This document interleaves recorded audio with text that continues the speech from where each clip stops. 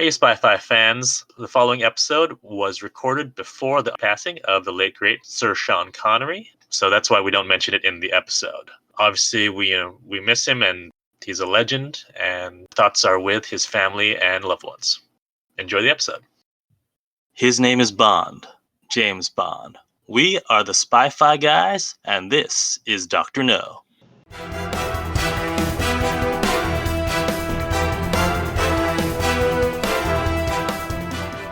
Welcome to the Spy-Fi Guys, where we cover spy fact, spy fiction, and everything in between. I'm Zach. And I'm Christian. And we have a special guest joining us today. Welcome, Brian. Brian from the Knightcave Podcast. Hey, how you guys doing? Thanks for having me. Well, my show is on hiatus right now, but it's called The Knightcave. It previously was known as the Batman versus James Bond show. It's exactly what it sounds like. A little bit of Batman and James Bond mixed into one, news, some reviews in there and such, and some opinions in there too. You can find it on iTunes, Google Play, and Spreaker, wherever else at the Knightcave. So Nice. Twitter, Instagram, and Facebook. So thanks for having me again. Yeah. Well, thanks for coming on. Yeah. And today we're having Brian on to talk about the very first James Bond movie, Dr. No, starring Sean Connery. And I'm going to stop you right there because technically there was a TV movie in 1954 of Casino Royale, but it is the first of the EON production James Bonds. And that's a little preview of the podcast to come where I say things about this movie and these two correct me about it. So as you may have deduced, Brian and Christian are much more into James Bond than I am. I mean, as I was telling them before we started, I do like it, but I wouldn't call myself an uber super fan the way they are. But as you were saying, this is the first of the EON production James Bond movies. And tying into what our film last week, what happened in October of 1962, this debuted on October 5th, 1962. So pretty much the same time that the Cuban Missile Crisis was happening, Dr. No came out. That's interesting. I didn't know that. Yeah, and so it's based on the novel, which came out... when did it come out? I know that the Casino Royale came out in 1953, but the actual James Bond novel came out in... March 1958. So still before the movie, but not as much as Casino Royale. And I don't think it's as fast of a turnaround of book to movie as something like Harry Potter or The Hunger Games. No, not quite. So I did read the book beforehand. So when it gets later into spy fact versus spy fiction, we can go over some of the different details of what changed. But do we just want to get right into the plot? Before we do, I wanted to read you guys some of the taglines collated from IMDb. They're not quite as funny as the ones that we found for The Spy Who Came In from the Cold. Right. So here's just a few. Spend a night with James Bond. The first James Bond film adventure. And my personal favorite, 007. The 00 means he has a license to kill when he chooses, where he chooses, whom he chooses. Ooh. I like the use of whom. Mm-hmm. So I just wanted to say to you guys, before we get started with the movie, I know I had seen it because I had seen all of the James Bond movies except for the Timothy Dalton ones. But it turns out that what I remembered of the movie is not from the movie. So for example, I was like, okay, I know the cold opening. The cold opening is when he swims up to that casino in a wetsuit and he takes the wetsuit off and he's that's Dr. No. Oh, that's Goldfinger. Okay, and then I was like, all right. So then later they have the Bond girl and she's in the bathing suit, but then she steps on like a sea urchin and gets a quill in her foot, and his Bond has to like suck the poison out, and it's really hot. Okay. And then I was telling my sister, who we've had on earlier, about it. She's like, "Is that the one where he's on the table and the laser is like going to cut him in half?" That one I knew was not this one. All right. Well, let's start with our synopsis from IMDb. It says, a resourceful British government agent seeks answers in a case involving the disappearance of a colleague and the disruption of the American space program. So right off the bat there, this gives you a good idea of where we are, because this is right in the middle of the space race. Yeah.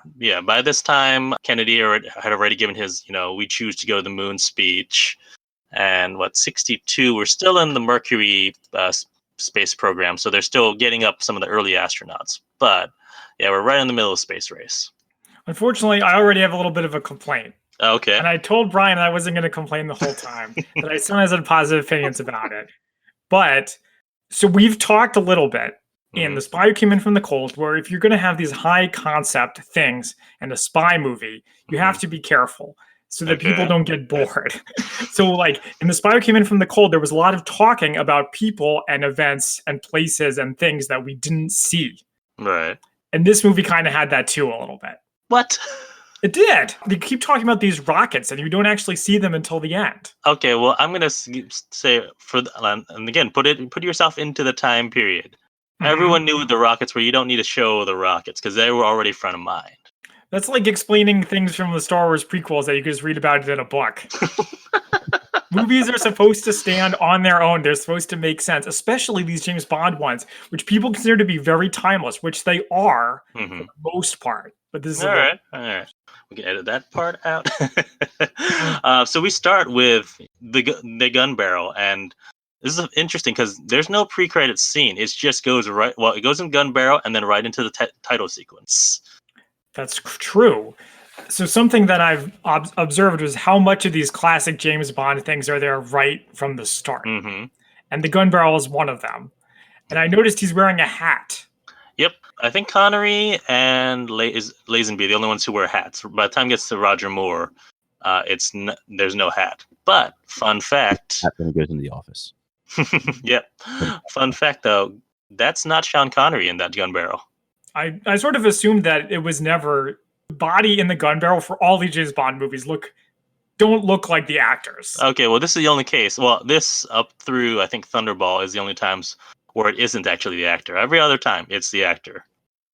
I'm gonna have to go back and look more closely. Stuntman Bob Simmons, and you can tell because he does a little sort of hop to the side when he does the gun barrel, like the spin and shoot. Nice. Well, he has a little hop like that. Each of the different actors has their own little twist they do. Lazenby goes down on one knee. Connery, when he actually does it, has a little bit of a wobble when he's doing it. So you can actually tell when it is Connery or when it isn't. All right. Transitions from the James Bond theme into a calypso version of Three Blind Mice. This opening credit sequence, that's also something that was there from the beginning, is these psychedelic opening credits, but the dancing, the people dancing, and then they're the colors, that's the Archer opening. I mean, I guess it's kind of obvious. It is very much that is where Archer gets a lot of it from, especially all the dots and everything. That's all the dot Archer moving around. Yeah.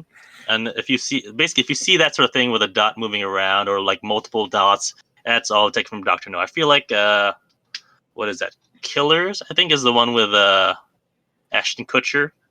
They have a very Dr. No inspired title sequence as well. So anytime you get that, that's they went right back to the source. Okay, so as you said, it's a song about three blind mice, like the nursery rhyme. It cuts to Kingston, Jamaica, and of course it's in Jamaica because, as we discussed in our Fleming episode, he loved Jamaica, he lived there, had a house there, and so on. The three blind mice refer to these three men who turn out to be assassins. Three blind men. Well, but they're not blind. They're just pretending to be fake blind. Yeah. Yeah. They kill a professor and then his secretary and steal a file named Dr. No. And one that says Crab Key. Okay. When he kills his secretary, she's trying to get onto the radio, and she has a secret radio hidden in the bookshelf. And so, but she gets through, and then she's killed. And then we cut to London in the signals room in MI6 security control. And they're, one of the guys in there is reporting that Jamaica broke off right after transmitting. And so something's wrong, obviously. And so they need to get 007 to investigate. We transition to a ambassador's residence, I think. No, it's a club called Les Ambassadeurs. Yeah.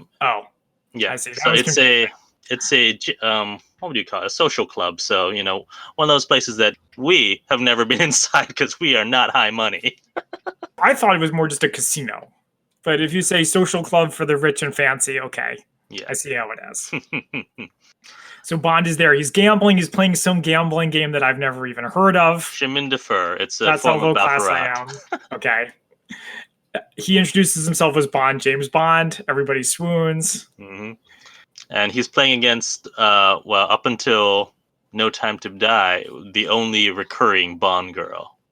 Oh, really? Sylvia Trench, yes. When does she come back? From Russia with Love, the very next film. Okay.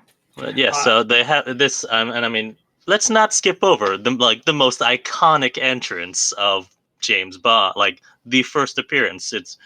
I like how they do it. They don't show his face for a long time. You just sort of see, either his hands or something, and it's all from his perspective as you're looking.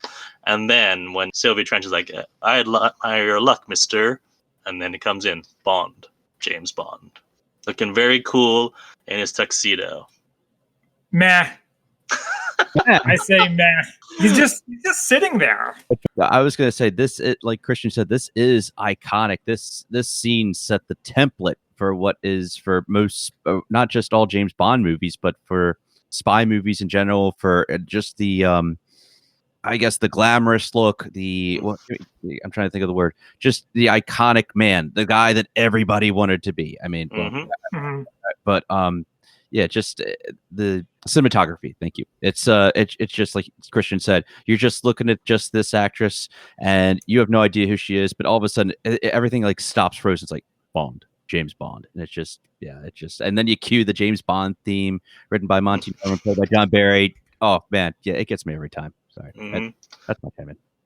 And that's one of the things, and we'll notice this pop up a lot. There's no theme song, like, all the other Bond movies have a theme song. The theme song for this movie is the James Bond theme. So anytime he does something, whether he's getting off a plane, entering a hotel room, starting a bath, you start that James Bond theme, and it's just all over the place, and I love it. I want that theme to chime in when I ride. Right? Roll into a room. Yeah, he just needs to walk around and you play the music, and it seems just so cool. He's Mr. Cool. Roll into a room. He's so cool. Even when he says things like, "Andre, I must pass the shoe." What? Okay, so here, I feel like this is going to be a podcast of you asking, "What does this mean?" I'm like, well, actually, inquiring minds want to know. In Chemin de Fer, also in Blackjack and in Baccarat, you have this thing called the shoe. That's where all the cards are kept. Usually, it's a six different decks of cards in the shoe. So the shoe is, that thing that all the cards are held in.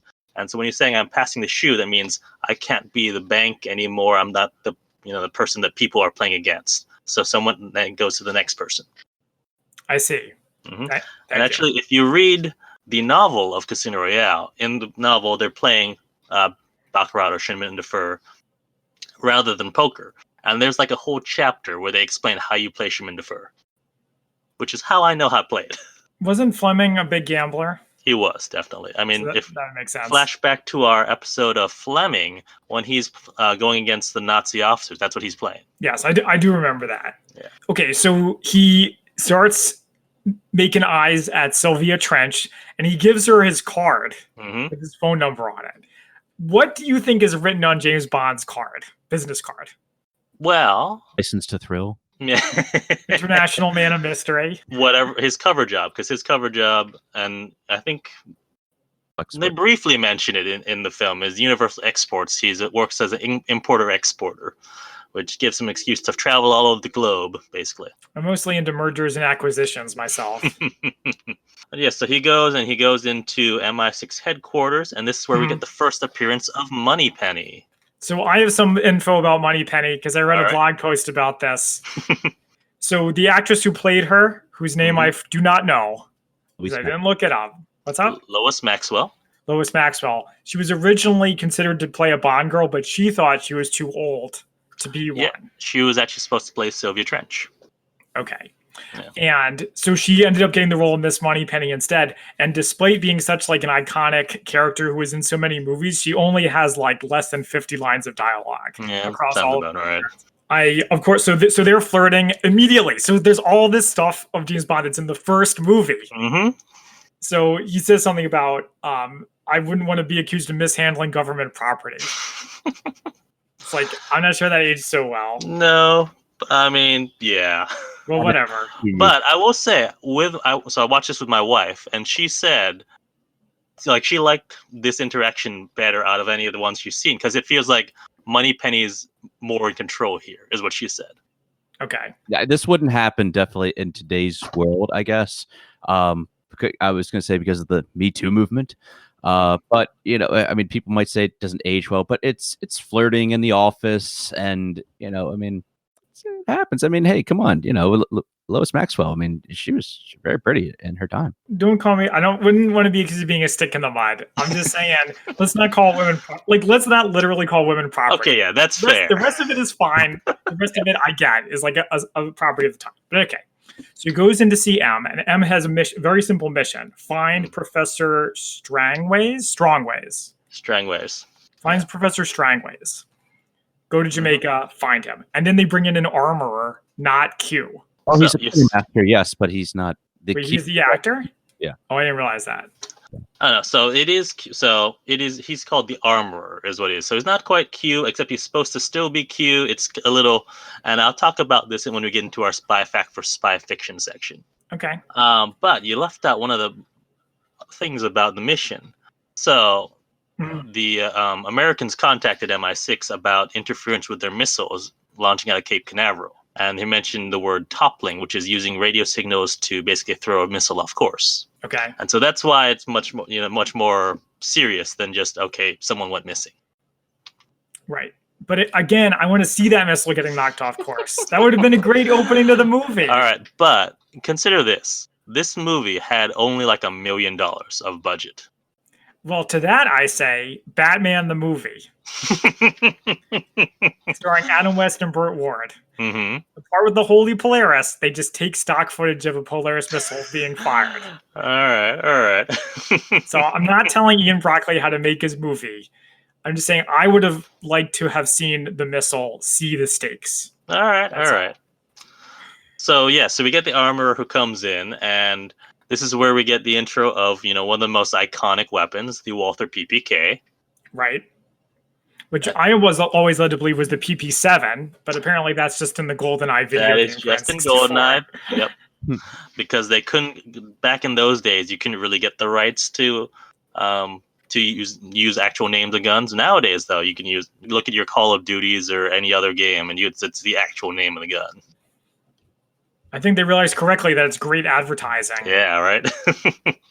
So it's funny, Bond swaps out a Beretta for the Walther PPK. So for those of you who listen to our Munich Microdot episode, we talked about how the Mossad assassins in that movie use Berettas because they don't actually need more stopping power. Right. Your enemy is a man, a little gun is enough, to quote their trainer. But here, M is like, oh, you need more stopping power, even though you've been using a Beretta for 10 years. Well, it's not just that he needs more stopping power. It's also that it jammed on his last job. Right. So that's like a little bit of building his character, that he's been at this for a long time. He's a man who lives the life of danger. Nice quote. It fits well in the lady's purse, too, that Beretta. Yeah, I didn't get that. Is it like they were making fun of him as the idea? Yeah, he was saying it was a lady's gun, is what it was. Toxic masculinity. I also like on his way out when M says, forget the usual repartee, money penny, 007's in a hurry. So again, it establishes that this is, that they have a pattern of doing this, and and also it gives them a backstory of all right, he's been doing this for years basically, which I like that. It makes it okay, this might be the first movie, but this isn't his first mission. It's just another day. It's literally just another day in the office. Which reminds me, I have a question for you guys. All right. And I apologize for slightly off topic. Hope you don't have anywhere to go anytime soon. No, I'm just kidding. I know you don't. So I saw a comment on Reddit where I get all my information, where someone was like, I want the next James Bond movie to be, he gets a mission, he goes on the mission, and he does the mission. None of this going rogue, defying his superiors. That is a common complaint over the last... Well, so what's your question? When's the last time that happened? No, my question is, do you agree about that? 100%. Yeah. Anything else? Well, I was going to say, I mean, the last time that really happened, a true just a mission, I almost want to say GoldenEye or Tomorrow Never Dies is actually when it, I mean, Tomorrow Never probably Never Dies. Yeah, that's probably it. That was a little more personal because he had a relationship with Paris in there. Not Paris, the country, the girl. But yeah, I'm Zach. I'm 100% with you on this because I hope whenever I know we're thinking ahead here with Daniel Craig, whenever he leaves James Bond. Not saying this really will be his last, even though they say it, but I really hope that they go back to kind of an old formula or kind of just like a one-off mission. Mission Impossible movies, for example, they are kind of connected in a way, but some of them have just like they're one-off. If you want to say Mission Impossible Ghost Protocol, that's kind of a one-off. Rogue Nation, not so much, I guess, Christian. No, Rogue Nation I feel like Rogue Nation you can watch by itself. Yeah. You don't need anything else. But then Fallout gets into sort of a culmination thing. But yeah, I know what you mean. Right. A movie like The Man from U.N.C.L.E., that would be kind of like a one-off in a way. But stop making everything so personal. This is this most personal mission ever, and it's all connected. I just don't think everything has to be that way with movies. Same with like a Batman movie. Not everything has to be just, Bruce Wayne has been betrayed again, Just my 2 cents. Didn't Casino Royale, he go on a mission and do it? The Casino Royale remake? Yes. Yes. It started off that way, yeah. But then it became a little different, though, because he had a love interest in that. So Christian and I covered, this is only our second James Bond that we've covered on this podcast. Our first one was License to Kill, where he goes off on a personal vendetta. Yes. And the thing about that, I don't remember whether Christian agreed or not, he probably didn't, was I felt like all of that, the whole conceit of the movie didn't work. That James Bond is going rogue, he's lost his license to kill, he is operating without support. I felt like the movie didn't sustain that conceit. And I think we can blame that on the movies of the era, your Die Hards and whatnot, because that's what, again, I think we talked about that, is what License to Kill was really trying to emulate.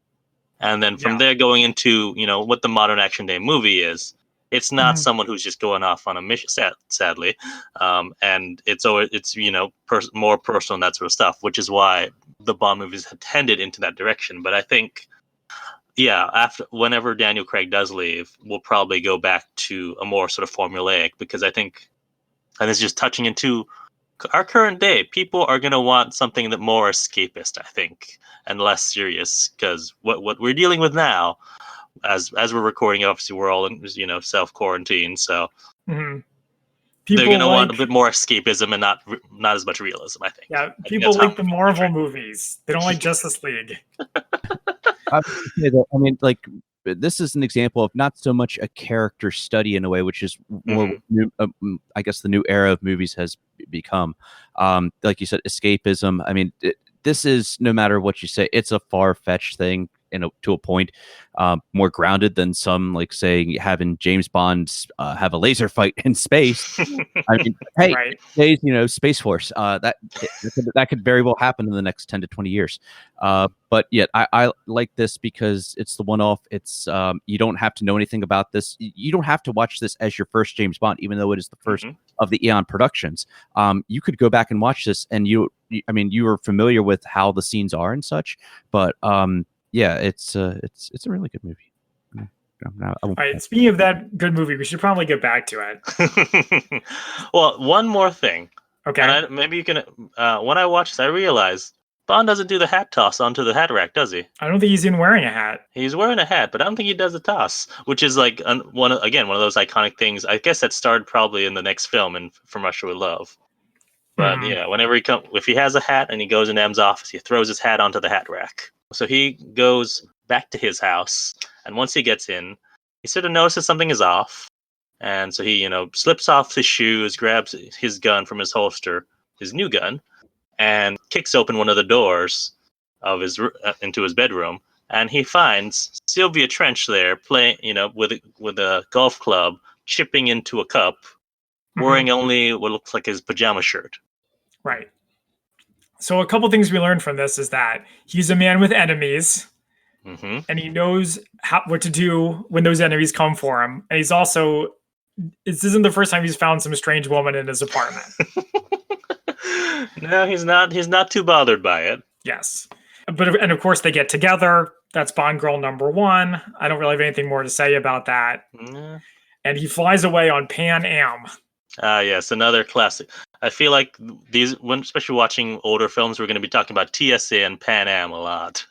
Oh yeah, big time. Well, I've told Christian this before, but when reading books like Munich or like the history of 60s, 70s, it feels like Pan Am flights are always getting hijacked or blown up or something terrible. It feels like they were just terrible to fly on, but that's just statistics. Mm-hmm. Yeah, so when Bond lands in Jamaica, he, gets the nice swell of the James Bond theme, and then this photographer who's going past him, he tries to get a photo of him, and he very smoothly uses his hat to block his face.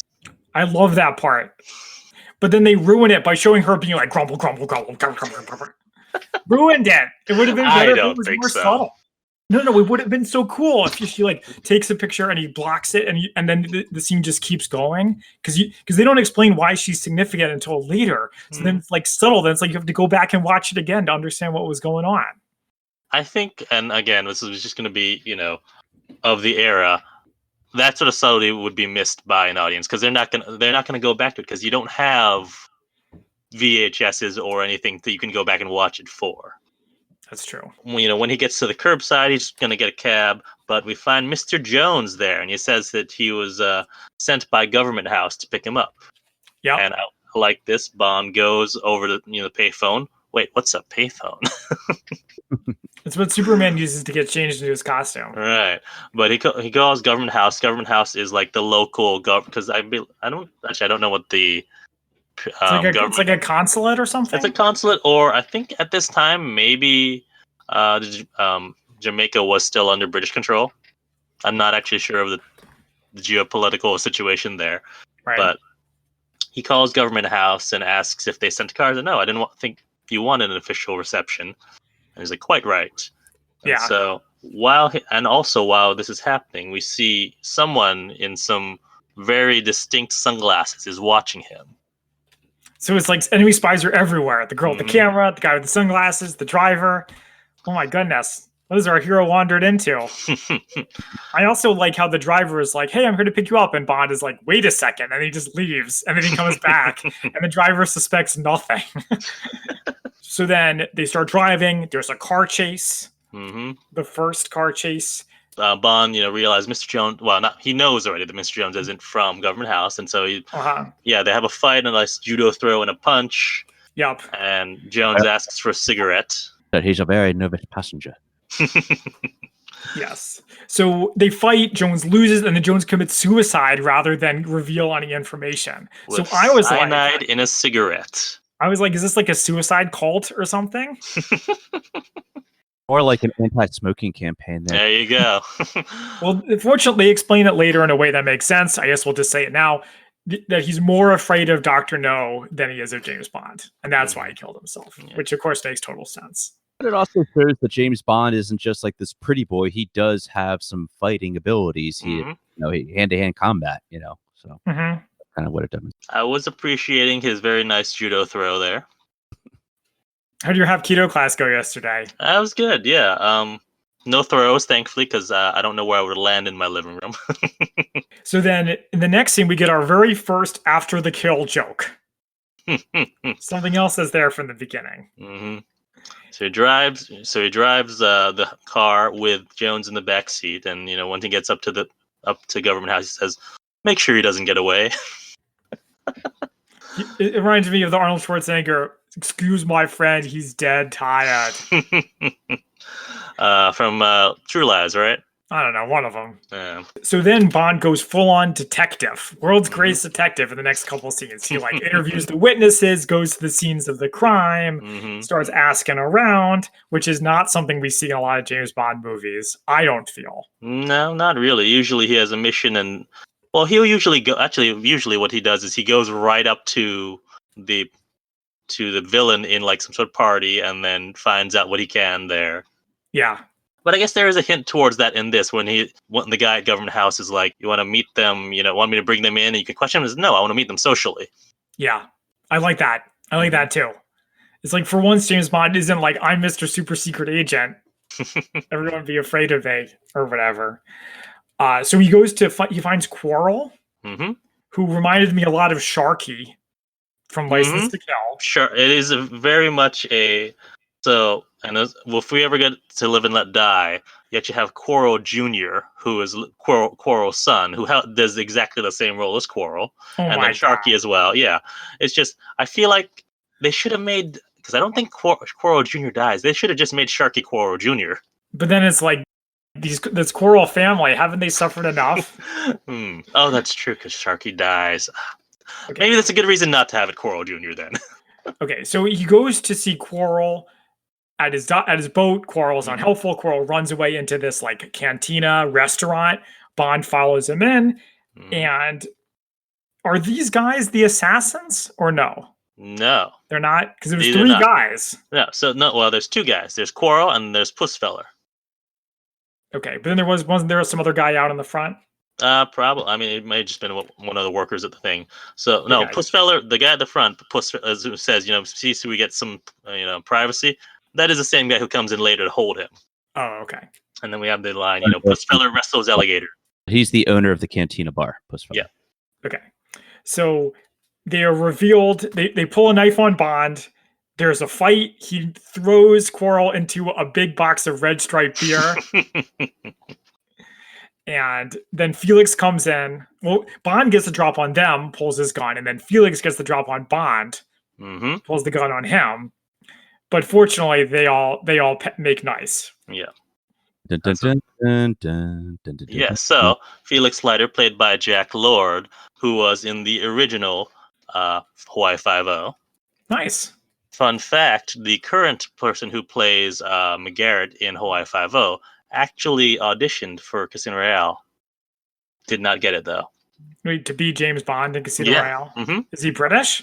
No, he's Australian. Well, there's precedent for that too. Mm-hmm. Yeah. So then on their way out, Bond says about Pussfeller, hope he cooks better than he fights.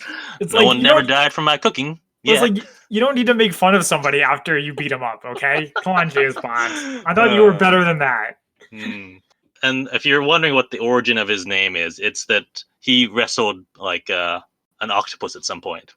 And he became famous for that, so his nickname became Pussfeller. Is that in the book? It is in the book. Okay. Which I found it interesting in the novel. They mention he wrestles alligators, not octopuses. So I'm like, oh, why did they change that? Because wrestling an alligator is a lot more believable than wrestling an octopus. Fair enough. So then in the next scene, they're at a party. It's party time. All of them hanging out. And then the camera girl's back. She takes a picture of them, tries to escape. I like when Bond was like, get after her. Get the camera. Snap, snap. Get to it. You don't see him ordering people around that much. Okay, just a couple other things about this. There's a part where she says, tell this ape to let me go, which I thought was very uncalled for. And she stabs Quarrel with this like broken light bulb. Oh, yeah. He like, barely reacts to that. Yeah, what a badass. And then she's also wearing a Chinese-style dress. So, and this is more explicit in the novel. Like, it seems like all of the people who are Chinese are working for Dr. No in the book. And it's a bit more racist in its portrayal about that. Whereas in this, it's sort of like, it's never specifically stated. Like, you'll notice it that, oh yeah, a lot of people work for Chinese, but they don't like say that every Chinese person is working for Dr. No. So at least it was a little more subtle than the book was, because the book was borders on yellow peril. Can't imagine a James Bond movie ever being described as subtle about everything, about anything. But here we are. Yeah. TC Live and Let Die. Oh yeah. And Quarrel's like, want me to break her arm at one point. Oh my goodness. But then eventually they get on their way. They let her go. The last we see of the three blind mice. Oh yeah. Well, they try to kill James Bond and fail. Yeah, pretty much. I mean, yeah. So I'm wondering if that's a dropped plot, is like they were supposed to reappear again and just never did, or what? Because we never see them taken care of, and they just sort of get off scot-free. Maybe there's a deleted scene where Dr. No fires them. Yeah. Okay, so then we get some recon planes, and we learn that Professor Dent, one of the professors from before, is a bad guy. He's in on it. So one of the things that Bond had found from Strangways was a receipt, which from Dr. No's laboratory, and so he said that, oh yeah, he brought some samples and they were nothing, but in reality they were radioactive. Yes. So now there's a radioactivity angle. That's all we needed. So Bond learns what he learns. He goes home and he starts drinking, which I love. Bond drinking by himself. Before you get to that, I gotta stop you because he does very subtle things when he's in his hotel room. He smells the bottle of vodka. The hotel guy, the bartender or whatever who came into his room actually, shaken. Not here's your medium dry martini, sir. Shaken, not stirred as you requested. Before he leaves his room, he pulls his part of his toupee. I think there's a toupee then also for Sean Connery. He puts it right on the doorway, just so it sticks. Just little subtle things. I mean, remember this is a no gadget James Bond movie. Also, that's something everybody expects if you go back and watch a James Bond movie. Oh, what's this gadget going to be? Is it going to be the laser watch? Is it going to be the invisible car? No, this was him being, just very clever. I'm going to use hair. I'm just going to do. I'm going to put some. What do you put? Pepper, Christian, on the talcum powder. Right. To see if somebody would open his suitcase. So, definitely. Have you guys read 1984 by George Orwell? Have not, actually. I have it on Audible, but I have not gone through it. So there's parts where the main character suspects that Big Brother is searching through his books, so he takes like chalk or like salt or something like that and like just puts it over the book so that he would know if someone would look at it.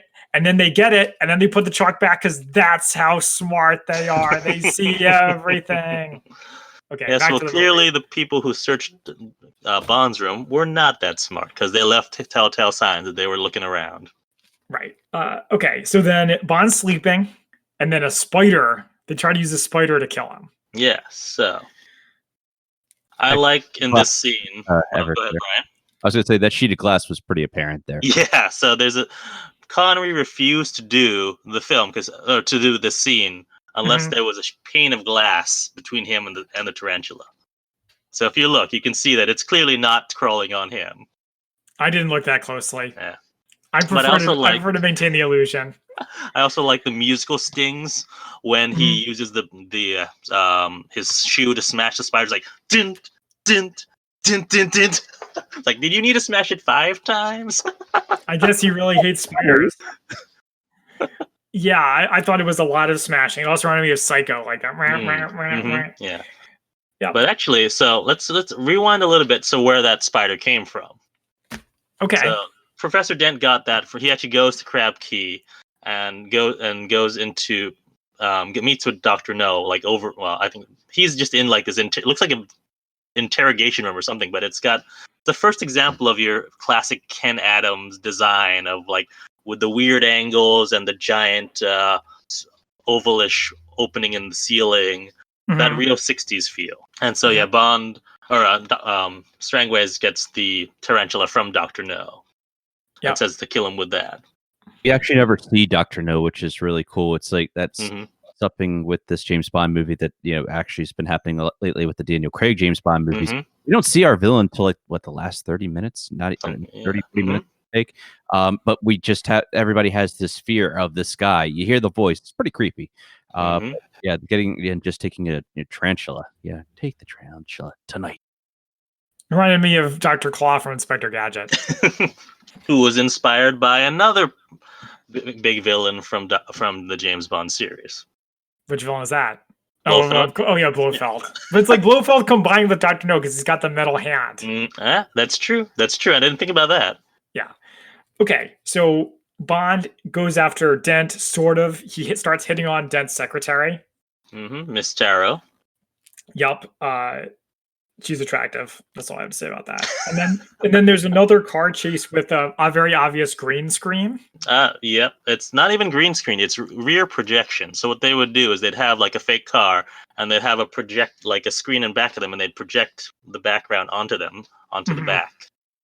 Yeah, but unlike a lot of old special effects, this one's more charming than just old. I'm glad you think so. I think so. Yeah. I also like how in old movies when they have the wheel, they do like these big motions when they turn the wheel. Well, I would say that's probably a little true to life because back in those days they didn't have power steering, so you did have to move the wheel a lot more.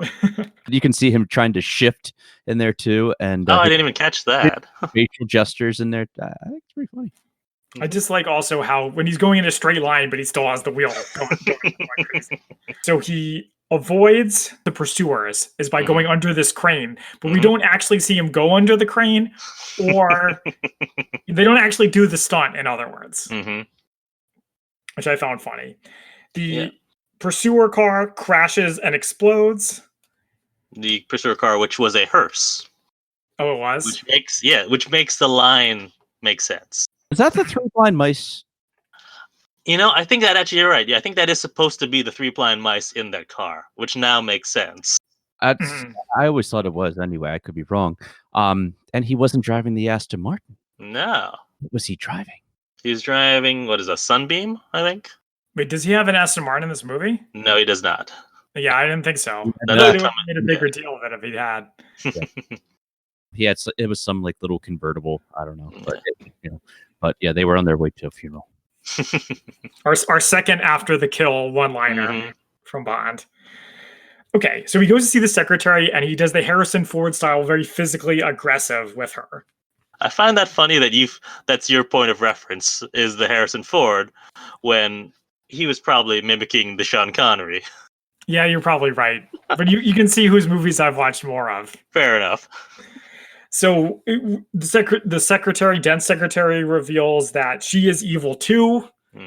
And in the next scene, she's also wearing a Chinese dress when she gets arrested.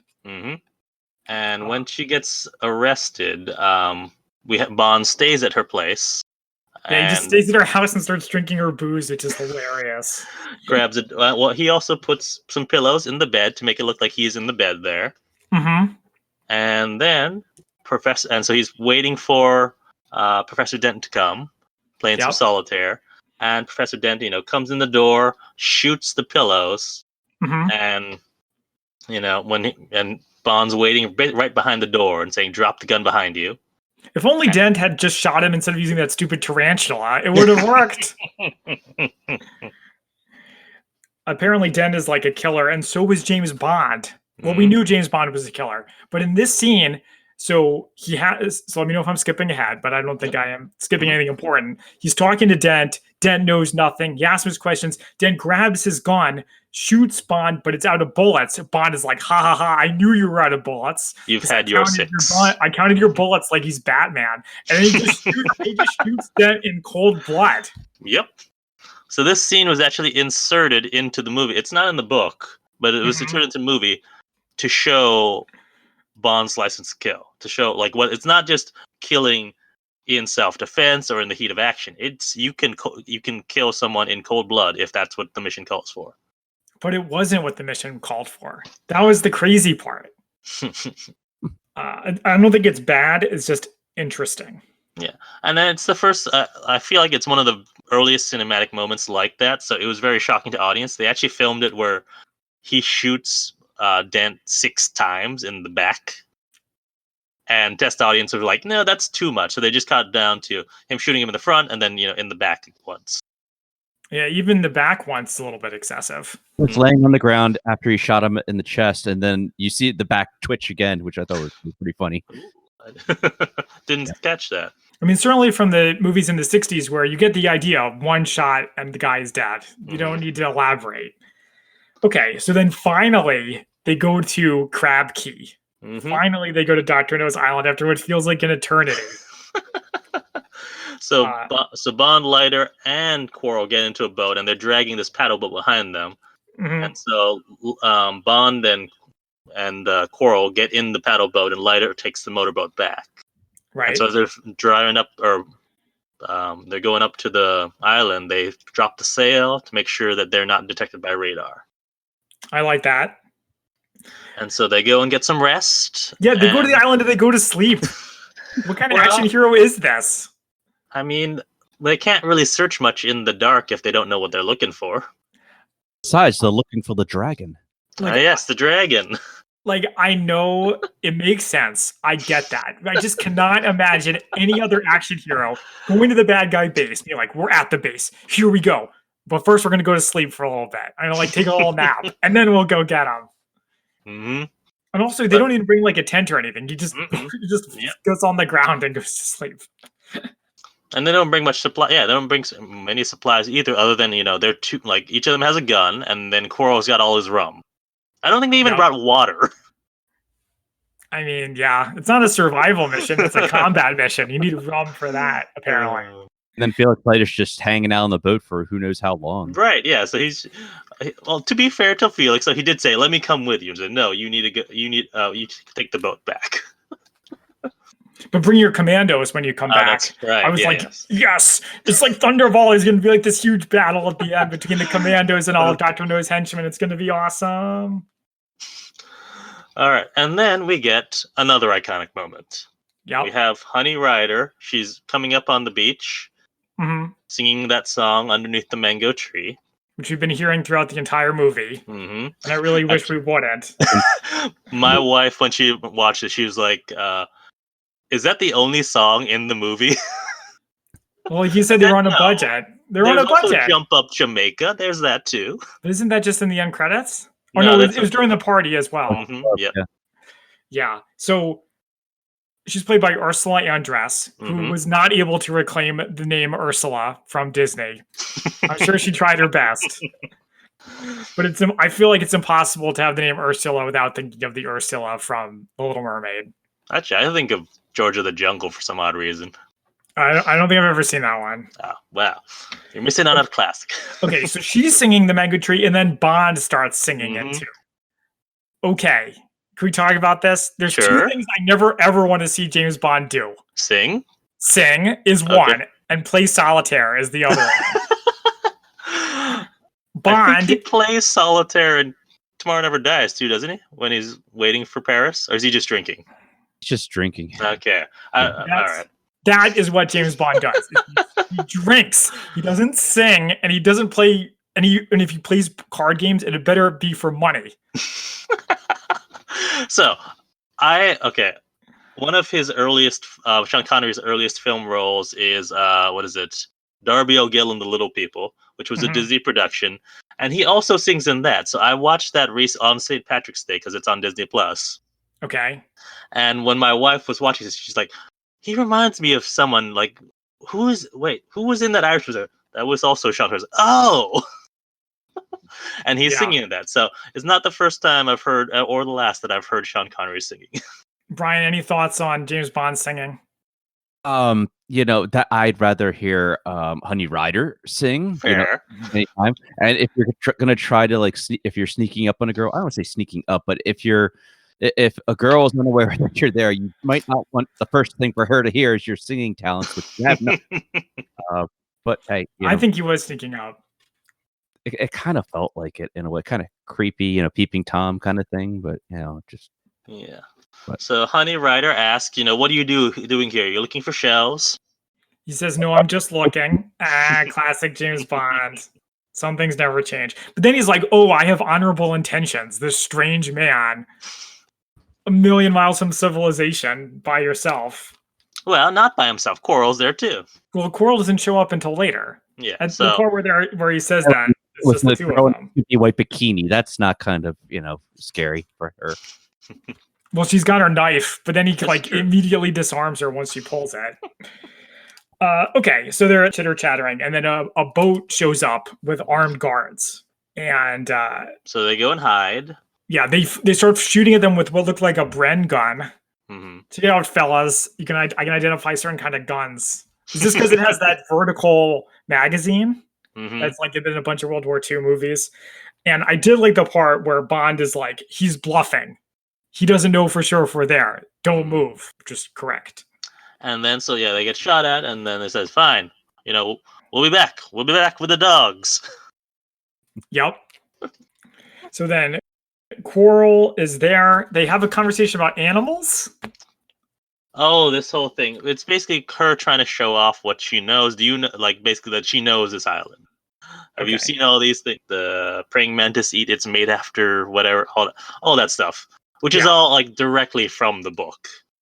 That whole conversation. So, yeah. I'd rather hear about some birds of the West Indies. So then Bond says to Quarrel, "Fetch my shoes." I was like, yo, fetch your own shoes, dick. They dodge another search party by using the bamboo reeds or whatever.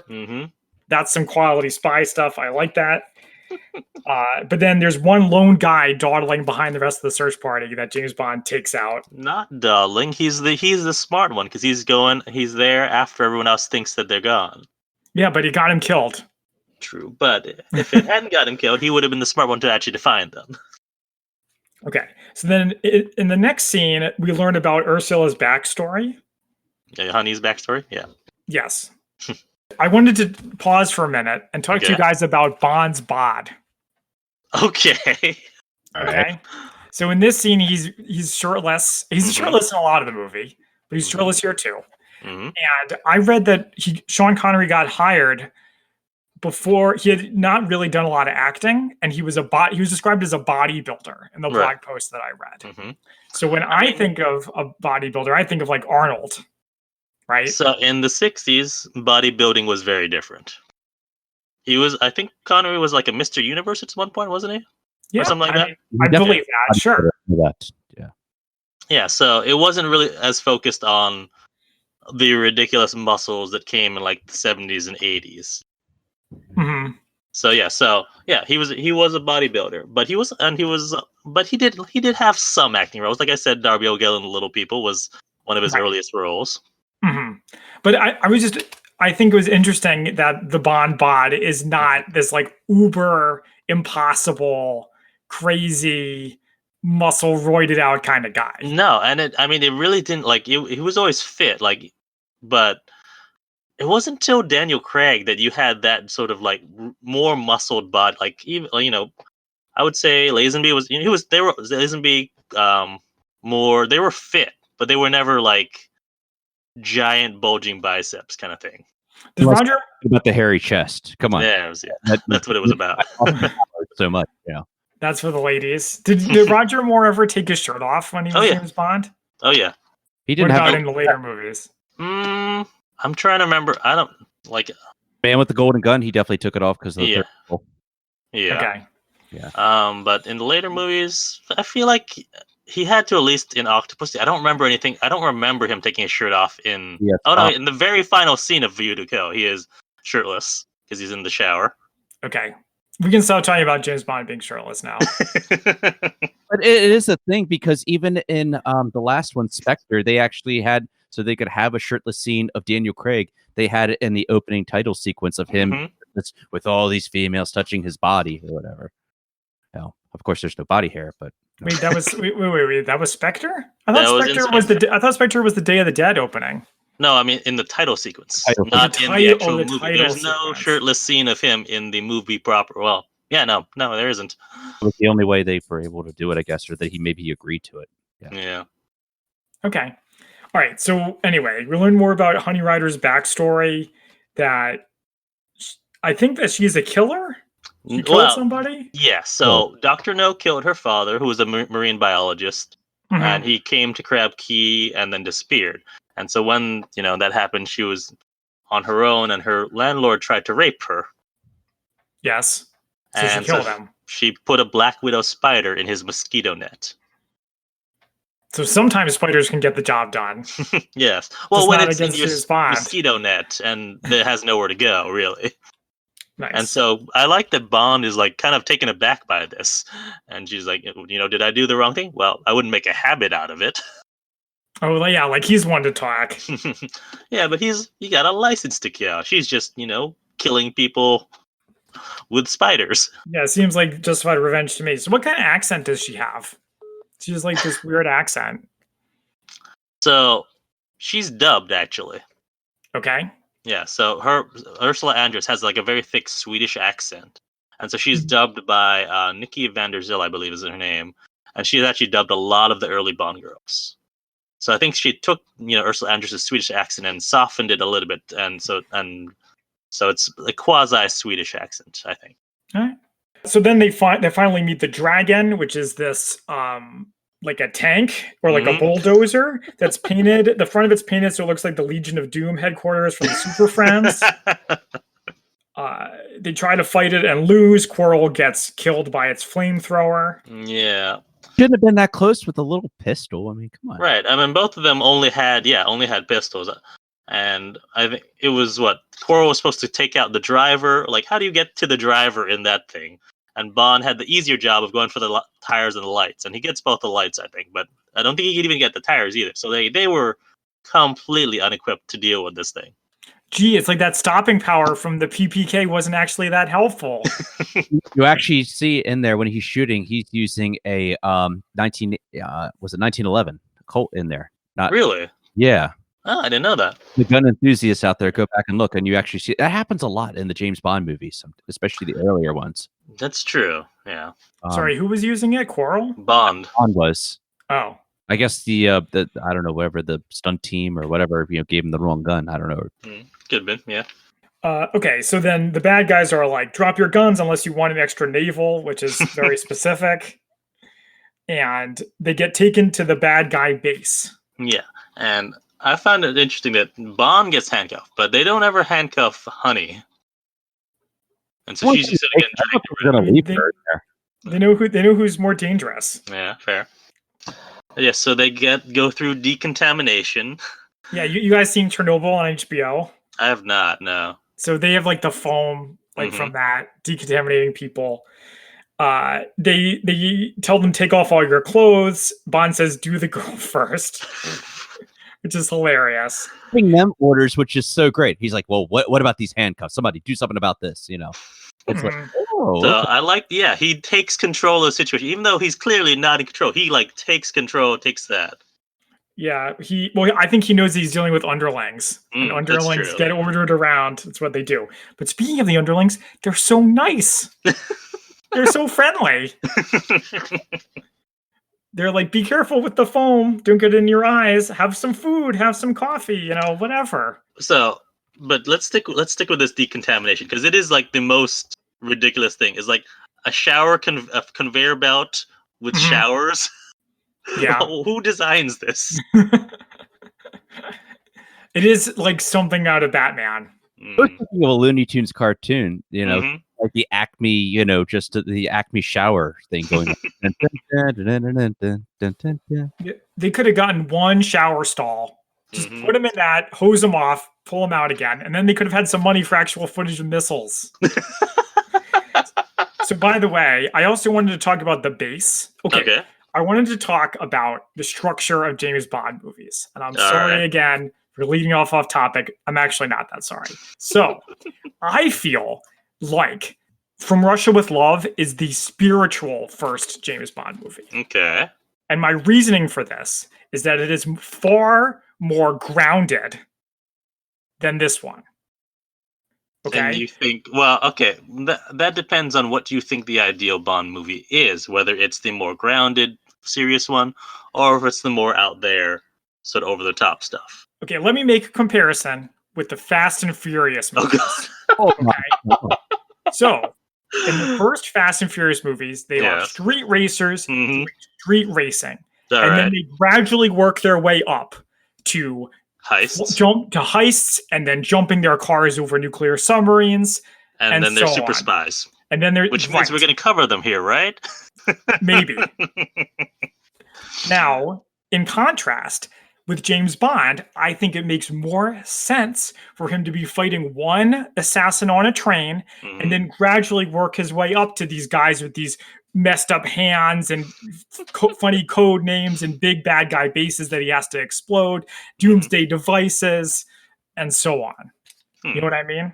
Yeah. Well, I mean, Dr. No, and I'll get into this more when we get into the spy fact for spy fiction about how the book's different. But I feel like the movie had to establish Spectre, and we'll get into more into that later. But I also feel like if you're going for it, and this is a movie unlike anything that had been seen to this point, you just go all in on it, and I appreciated that. This was more over the top, and the more I think about it, From Russia with Love could be considered the first James Bond movie. I think that with this, they had to kind of set a standard in a way, or kind of show what the James Bond. I don't know why they picked Dr. No of all the books. I mean, to be for the first movie. Maybe you guys know that. I think part of it had to do with there's only one location other than London. There's only one, and it was the one that could do the cheapest. Okay. But yeah, if I'm gonna say to somebody, go go watch a James Bond movie, the first one wouldn't be Dr. No. That's fair, yeah. And I actually, the one that would be more over the top is Goldfinger, I think. But I think fun one. But everybody says From Russia with Love is more of a spy movie. It doesn't feel so much like a spy movie. It's more maybe about him being. This is more the Detective Bond, like you said there, Zach.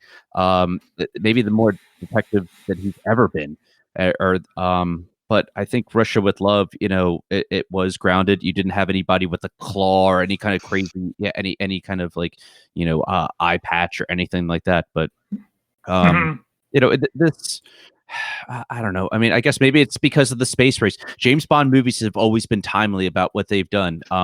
Go back and look at, well, I mean, I guess you could say about the race to space with You Only Live Twice, about, the U.S. versus UK versus Russia trying to get to the first one on the moon.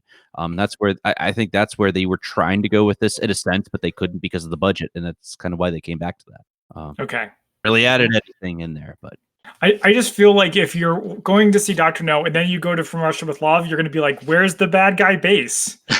Where's the army of henchmen? If you want to know why because they filmed these completely out of order of the actual novels. But if you want to know why they went to From Russia with Love next, it's because From Russia with Love was one of Kennedy's favorite books. That makes sense. And it's actually the only nonfiction book on his top 10 list of books to read. Kennedy was a big Bond fan. He said that he wishes that he had James Bond on his staff. Yeah. Exactly. Yeah. Nice. Is there anything more you want to say about the decontamination scene? No, I think I'm good about that. Okay, so they get shown to their rooms. We touched on that, and they get given coffee, which drugs them, puts them to sleep for what appears to be no reason at all. No reason. No, they're already captives there. They don't need to be drugged. Well, except they're on a timer, right? That just occurred to me. They're like, it's 12 hours until the launch. So we put James Bond to sleep for 4 hours. Now he only has 8 hours to stop us. No, Dr. No finally shows up. But we still don't see him. He's still in shadow. Yes. And he says, let's have dinner, just like they always do. And I wanted to talk about the painting. I asked Christian specifically not to talk about the painting so I could tell you guys about it. Yeah, so, well, let's lead into the scene first. So we have Bond and Honey dressed in, nice Chinese outfits going to dinner with Dr. No. And they get into, well, what I made a joke that it gives Sunken Living Room a whole new meaning. Womp womp. Come on, we're doing James Bond film. I'm gonna make bad puns. Yeah, you can't let him be the only one to do it. So and it's a sort of semi-underground room with these giant windows looking out into the ocean. And when they're going to dinner, they see a painting. And Zach, you can lead into this. So this is something I learned from the blog post, and I guess Christian knows it, but maybe Brian doesn't, or our listeners don't. So at the time, early 1960s, this painting from the movie had been stolen, and no one knew who stole it, and no one knew where it was. And it was like this big hoopla of the day.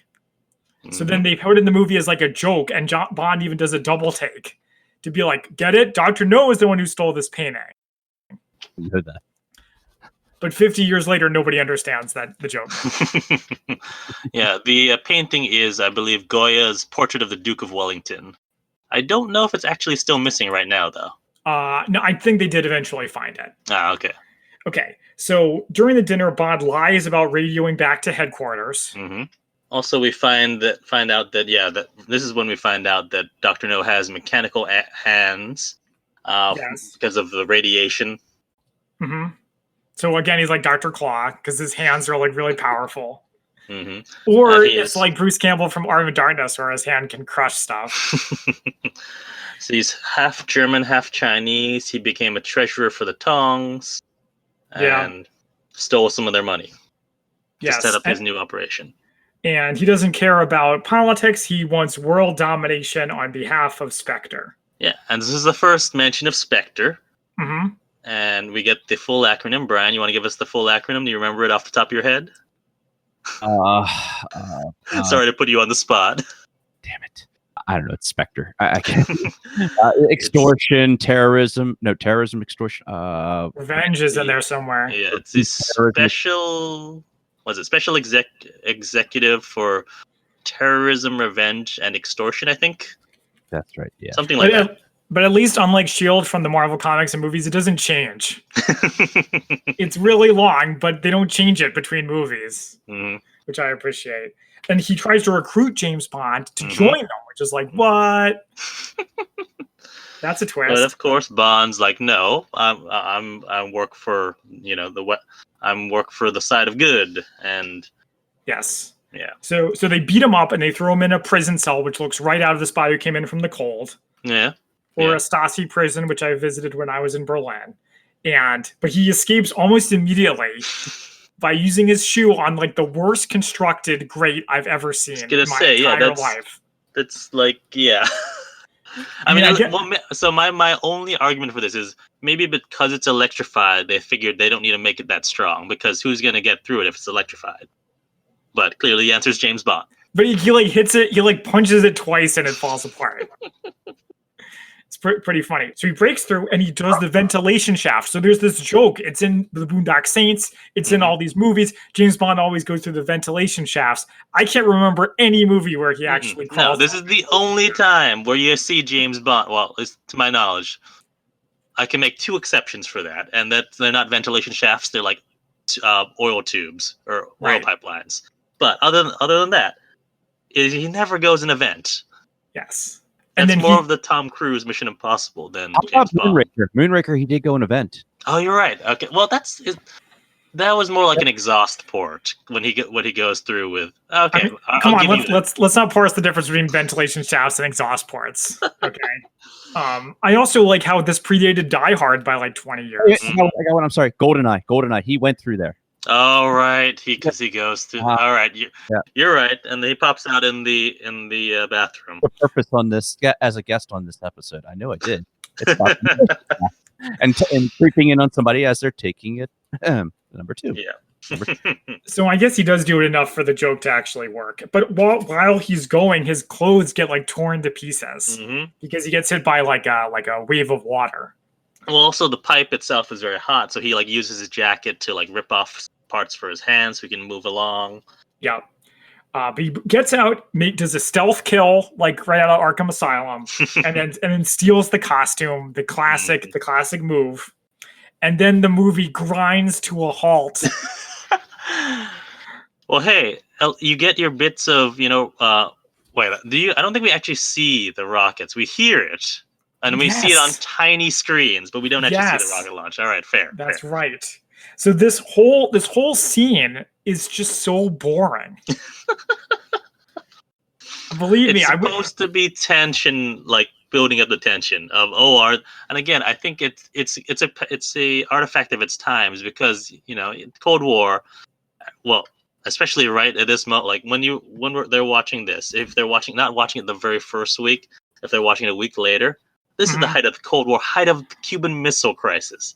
So that tension about being blown up is already there. Couldn't they at least have had some tension music, though? He wants Austin Powers, International Spy of Mystery, or International Man of Mystery. He wants the guy doing the countdown, even after he's kind of blown up or whatever. 5, 4, Yeah, Judo that would have been great. So I did like, when they're launching the beam or the radio signal to do the toppling, this little tiny satellite dish comes out of a thing, and that's like, is that what they're using to transmit this whole thing? Size matters not. Okay, so he basically, this scene, he blends in with the bad guys. Dr. No is fooled by James Bond's terrible disguise. He's like, what are you doing just standing there? Go get to work. And James Bond's like, duh, duh, duh, duh, duh. So do we know what this wheel does? Dude, I don't care. Because it literally just says danger level above it. And like, so it's a danger level wheel. So if you turn this wheel, it just increases the danger level. This is going to be the most nitpicky thing I've ever said on this podcast, so I apologize. Yeah, I know. Even for me, it's very nitpicky, but pretty much everybody working there is Chinese, but all the signs are in English. Whatever. All right, yeah. And actually never thought about that. Well, it's for the benefit of the audience. Yep. Okay, so Bond overloads the reactor, causing the base to fall apart. Everybody scatters. No gets up there and starts fist fighting Bond. Yep. and they're like fighting above the water, which I guess is bad for you. The Bond music starts. Water, yeah. Yeah, the Bond music starts. He knocks Dr. No into the water, presumably killing him. We don't get a body. Everyone away, and he goes to find Honey, and we get our first death trap. I realized that was the one thing we were missing from this movie, was an elaborate death trap. Okay, wait, you thought you defined this as a death trap? Water, or she's tied down, or so yes. What it's supposed to be, they tried to film this. She's supposed to get tortured by crabs, but the crabs they weren't really. And I'll go into this more in the spy fiction when I'm talking about the book. They didn't really work. So the film for filming, so it didn't look good. So they just have her tied up, and that's why.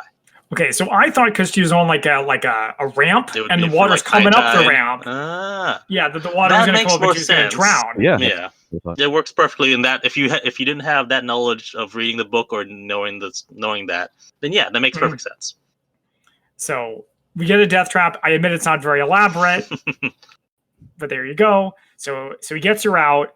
They steal a boat. Everything explodes. The commandos finally show up, rescue them. I know we're moving kind of fast. The commandos rescue them, but then Bond lets the rope out and they just drift away as the credits roll. And that's the end of the movie, which ends with a James Bond will return in From Russia with Love. We also learned that Dr. No is played by Joseph Wiseman. Wiseman, not exactly a Chinese actor, I guess. Nope. Whew. Yeah, so that's the film. Do we want to go right into spy fact versus spy fiction? Sure.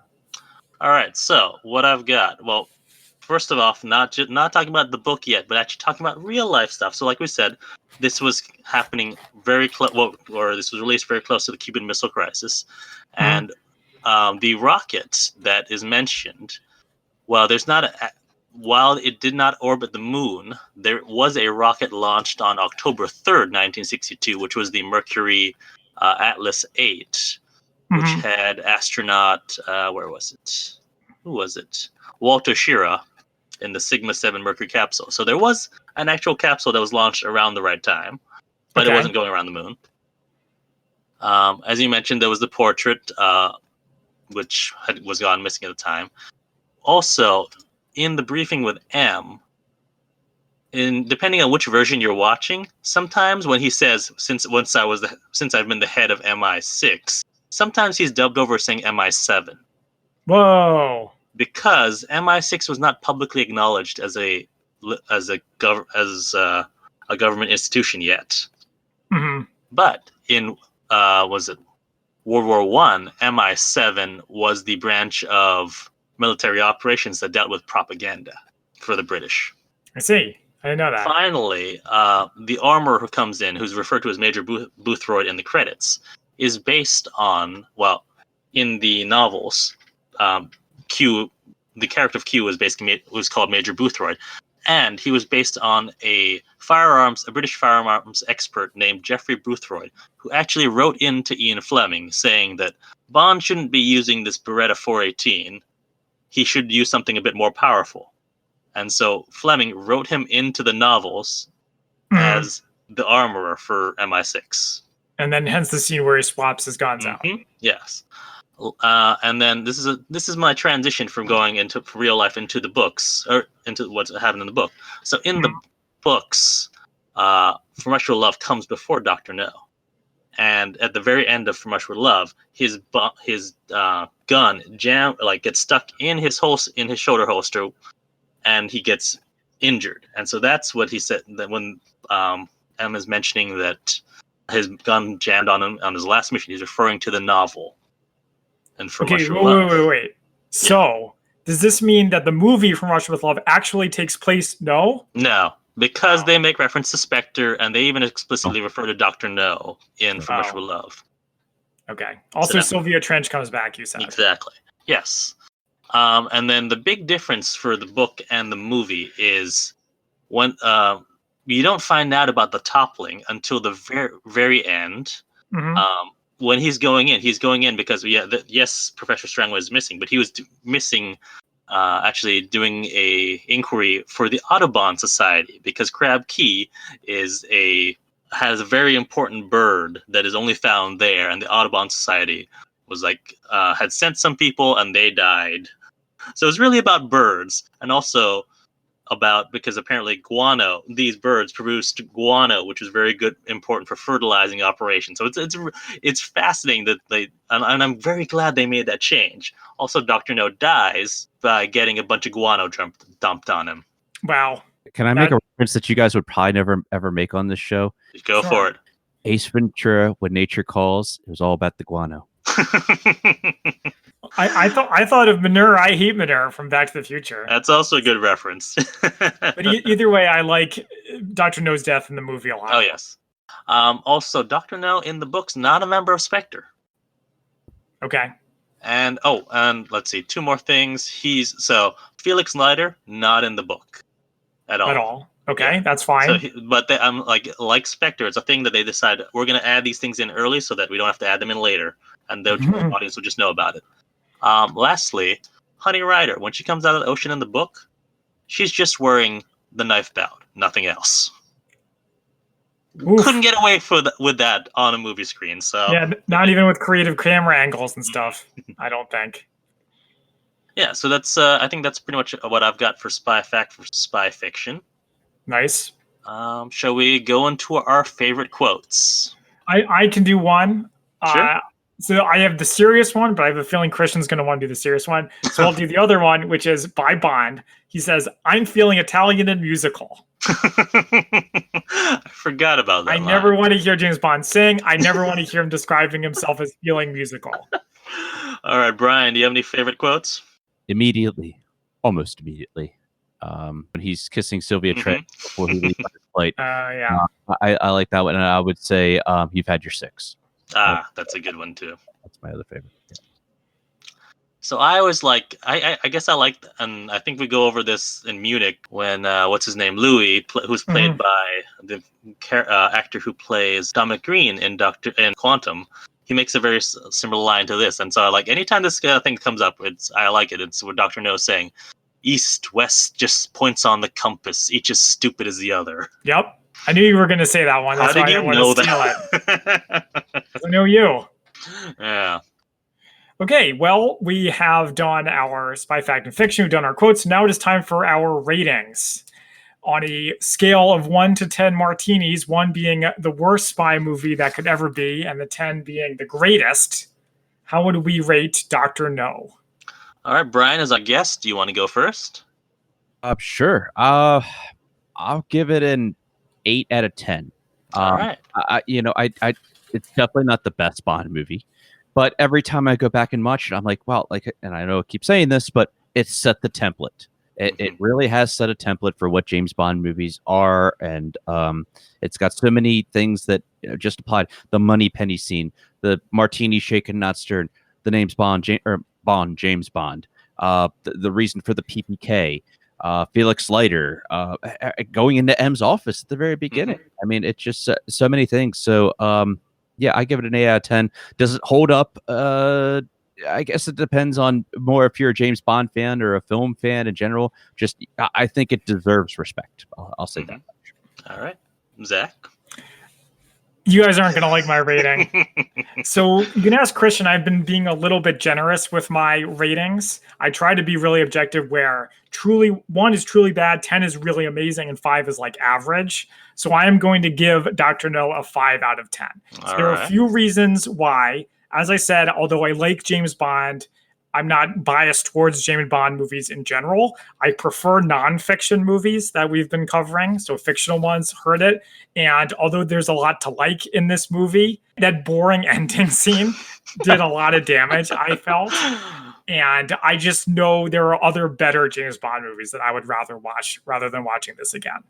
All right. And so for my rating, I'm gonna actually agree with Brian and give this an 8 out of 10. So and this may be partly because this is one of the ones I don't come back to as much, just because I've seen it and it's the first, and yeah, I've seen a lot of the others like your Casino Royales, your On Her Majesty's Secret Services, your From Russia with Loves. I've seen those so many times, but I don't revisit this one. So coming back to this, it felt good, new and fresh to me watching, and also watching with my wife who'd never seen it before.